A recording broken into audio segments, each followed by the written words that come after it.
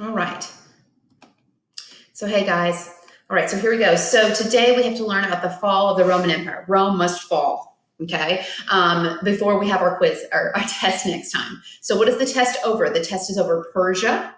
It's over Greece, the Hellenistic world, classical India, the Mauryan and Gupta, classical China, the Qin and Han dynasties, and then it's over Rome as well. So we learned about the Roman Republic and the Roman Empire, which is born right here, okay, and then the spread of Christianity.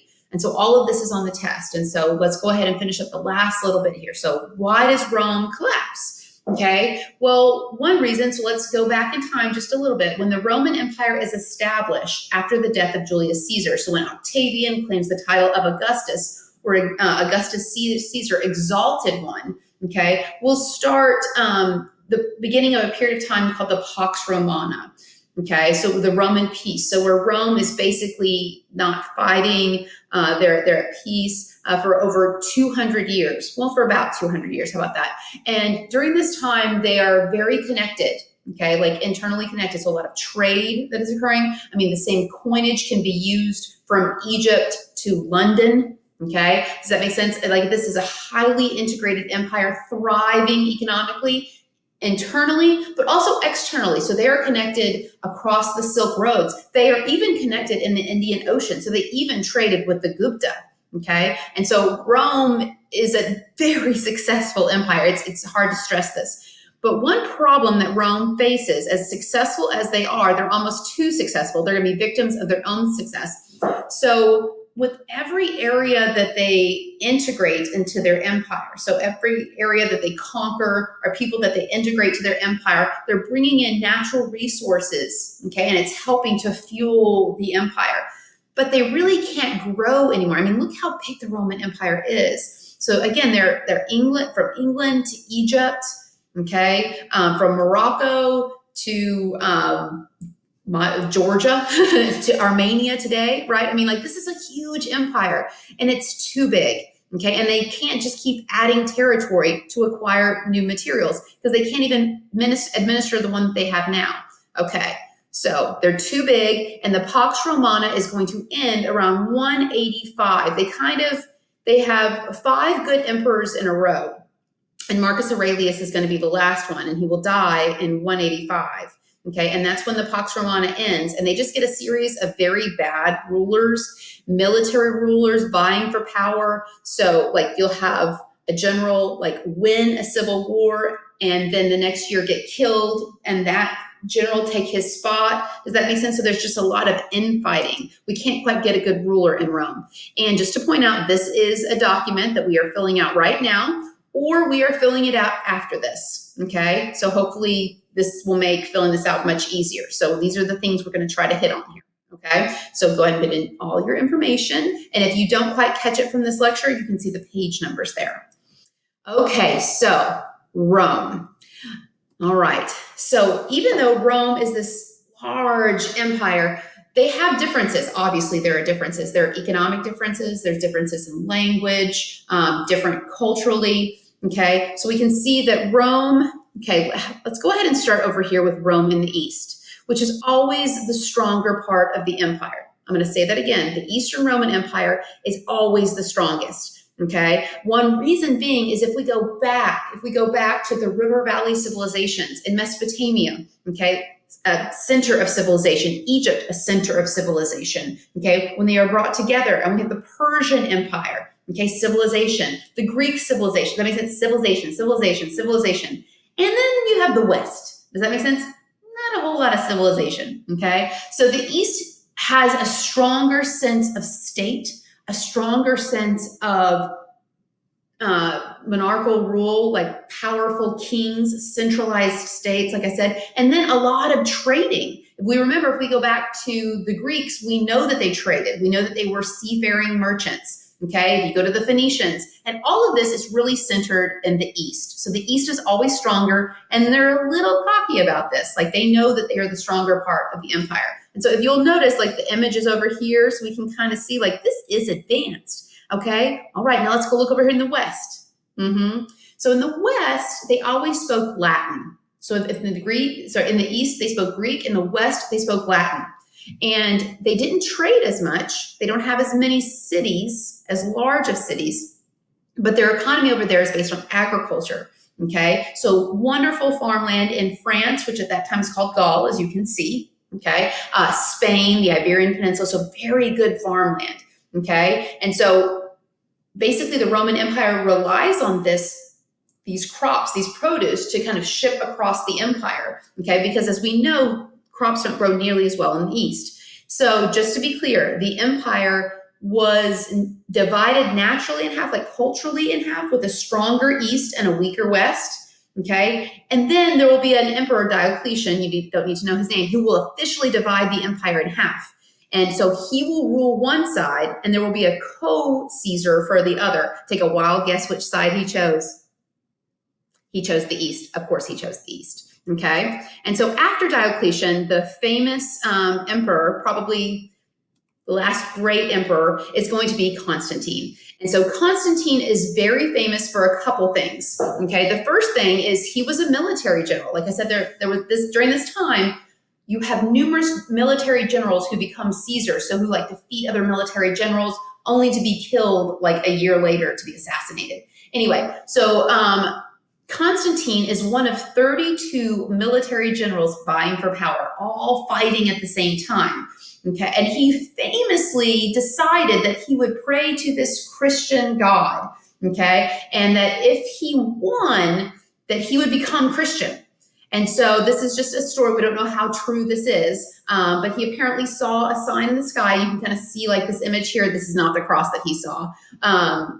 He saw the one that kind of looks like a P. Anyway, and so he prayed to this Christian God, and he won. He ended up winning, and he became the emperor of Rome. And at that time, Christianity is still persecuted. And so what he does is he famously legalizes Christianity in 312.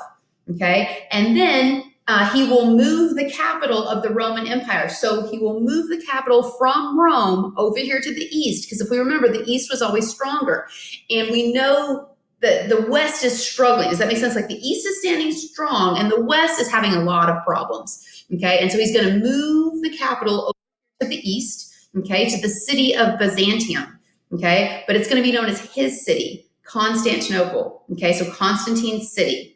Anyway, so he moves the capital over here to the East, and he builds a new city there, and he models it after Rome. So Rome was built on 7 hills and divided into 14 districts. And so that's exactly what Constantinople is, 7 hills divided into 14 districts. If Rome, the city of Rome, had a Colosseum, he's going to build, and you can kind of see it, this structure here called the Hippodrome. So it's kind of like a Colosseum, but stretched out, because they want to have Rome's #1 sporting activity, which is chariot racing. Okay, and that was a big deal. That was like the biggest sport. Okay, like refs could get hurt. Okay, it's kind of like soccer or football. Okay, anyway, but like much more extreme, because you would like see people die.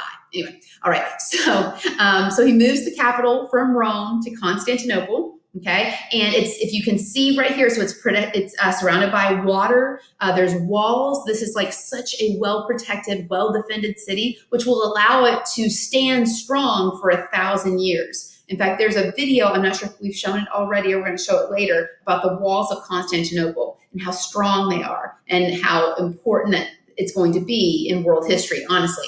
So why is Constantine important? So he is important because he will legalize Christianity. And not just that, he will formalize Christianity. So he'll have a big council, a big meeting to it's called the Council of Nicaea, to kind of figure out like the basics of the Christian faith. And so they will come up with the Nicene Creed.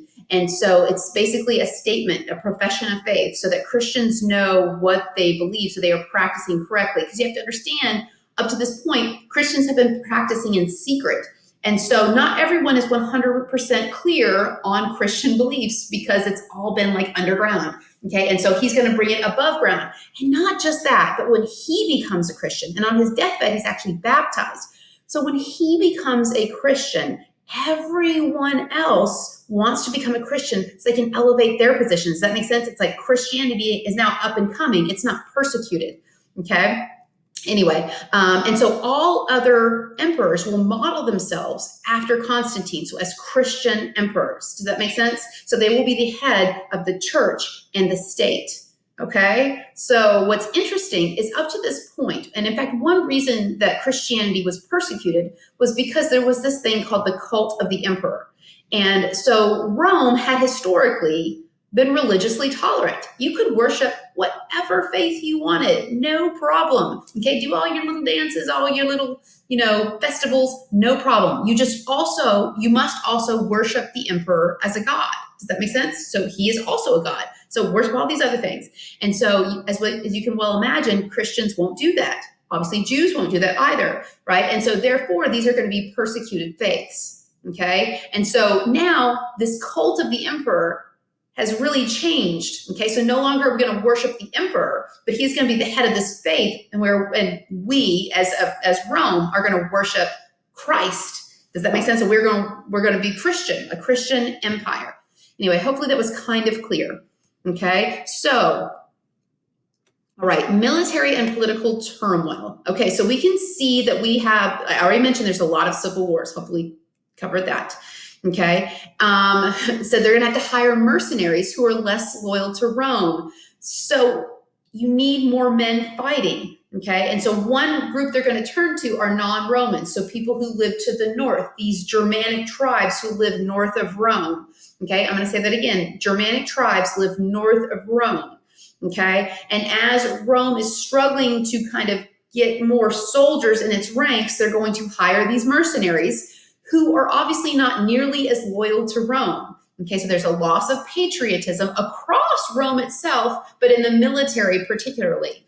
Okay, and so again, like economic hardships. So Rome has these things called bread and circuses, which is basically like you get to go to the local Colosseum, which I know they're not all Colosseums, but you get to go to the local arena and get to see a free show. So you get to see gladiators kill one another, like maybe you get blood spattered on yourself, maybe you get to see like a sea battle taking place, because sometimes they would like flood the floor and like have ships in there. I know, it was crazy. Or you get to see someone like eaten by a lion. Anyway, it's free, right? So you have to understand, most Romans are unemployed. Why? Because there's so many slaves. I mean, there's not jobs.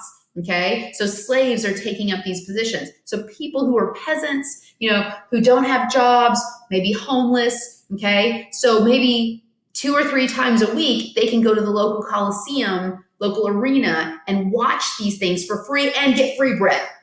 Could you imagine, right? It's like going down to DKR Stadium and getting like hot dogs, right? And so the goal is that you will distract the masses from a bad economy and kind of keep them in check, keep them happy so that they don't revolt.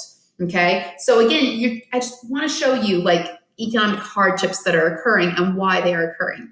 Okay, and so like we mentioned, we have invasions. So there's numerous Germanic tribes here. You can see their names. You see all these names right here. So those are Germanic tribes. And they've always lived here. And like we said, some have been hired as mercenaries to fend off other Germanic tribes. Okay, and as you can see, we have the Western Roman Empire. We have the Eastern Roman Empire. We know the East is stronger. Okay, all right, here we go.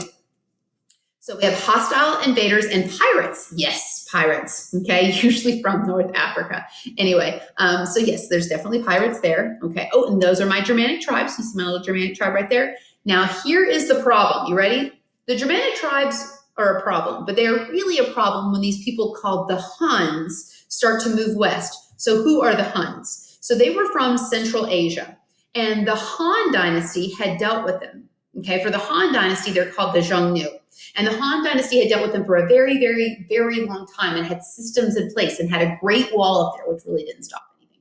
Anyway, but these Xiongnu decide that they are going to move west. Okay, they're going to start migrating west, and that's exactly what they do. And as they migrate west, these fierce Xiongnu, which the Romans are going to call the Huns, so these fierce Huns, okay, as they move west, the Germanic tribes are like scared. Does that make sense? Like, oh my gosh, these terrifying hordes are heading this way. And so these Germanic tribes who lived right here are going to run into the Western Roman Empire, because remember, that's the weakest. Okay, so they are fleeing into the Western Roman Empire. And who is there to stop them? Other Germanic mercenaries. Does that make sense? And they're like, right? And so it's going to be more difficult to stop them. One reason, okay, is because we've run out of gold and silver within the Roman Empire. They don't have these resources, okay? So they're gonna have to raise taxes, and no one likes their taxes raised. So the Roman Empire, these are their economic hardships. So people don't have jobs. There's too many slaves, not enough money, raising taxes. We're under invasion, okay? And so they're gonna suffer from inflation. Now notice that's a yellow term, okay? So it's very important. So what does that mean? So inflation is when the value of currency, its value diminishes. So prices rise. Does that make sense? So if you have $1 and it becomes worth less, like it becomes worth 50%, then you have to pay $2 to get the same thing. Does that make sense? So that's inflation, where the value of currency diminishes. Anyway, so that's what Rome is suffering from at this time. Poor harvest in the West. I feel like we kind of covered that. So the West is having a hard time because the land is overused or there's too much fighting. Okay, so it's being ruined. So they suffer from famine and disease. Okay, so diseases have been brought in from the Silk Road, particularly measles and smallpox. So as trade goes from east to west, okay, diseases will be brought with them. So pandemics occurred at other times in history. And so one thing about the Huns, once the Huns actually get to Europe, and it's like Eastern Europe, they will have a leader. There will be a very famous leader named Attila the Hun who will organize them to their full capacity. And so they will wreak havoc across actually the Eastern Roman Empire. They almost conquer the East, but they don't. And they will wreak havoc across the West. And while the Huns are a problem, they are just like stirring things up and leading to other Germanic tribes sacking cities, like taking Rome, okay? Like the Visigoths taking the city of Rome, sacking it, okay? That's what that means, to sack, to take it, like to sack it and take stuff with you. Anyway, and so they actually take over cities. So it's not just the Huns taking over cities, it's other Germanic tribes, okay? And so this is a chart kind of like bringing things together. So they have political trouble, they have social trouble, economic trouble, military hardships, okay? And all of this is brought together by the invasion of the Germanic tribes who are running for their lives from the Huns, okay? Hopefully you got that. All right, so you will need to read about that here, read that and answer that question, okay? And then Rome falls. So Rome finally falls. And when I say Rome falls, I mean the western portion falls. The east does not. It stays strong for another 1,000 years. Okay, so Rome will fall in the west in 476. Okay, completely fall. Like they'll go into what's called the Middle Ages or the medieval era, medieval Europe, if you've ever heard of that. And so some people call it the Dark Ages. Yes, and so basically Western Europe is going to slow down. Everything that made them this great Roman Empire is really going to step backwards. Okay, they're definitely going to take a step backwards, but the East will thrive. And because this is it's considered like a different period of time, we will call it a different empire. It will be called the Byzantine Empire. So named after Constantine's capital, Byzantium. Kind of vaguely remember that? Anyway, and so this is what it looks like thriving civilization in the East, whereas in the West, it's like they have wells and they live in huts.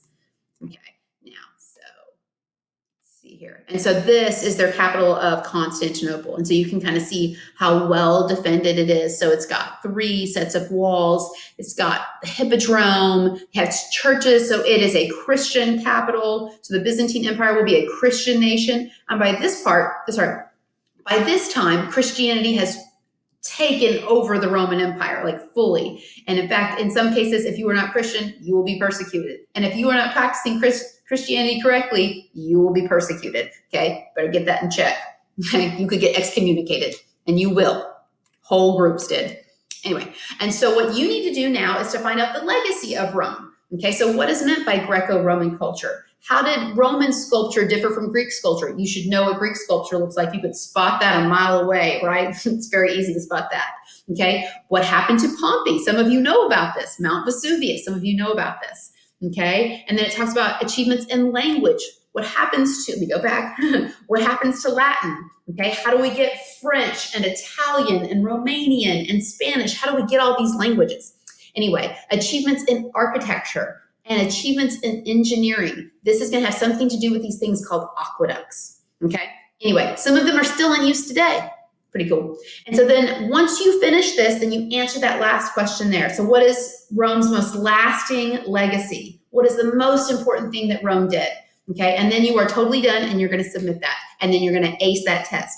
Remember, there is a blueprint that is on Schoology that you can definitely work through. Okay, and then if you don't do well on the test, you can use that as your ticket in to make corrections. And then we also have a Quizlet on Schoology as well. All right, so go ahead and get started on that.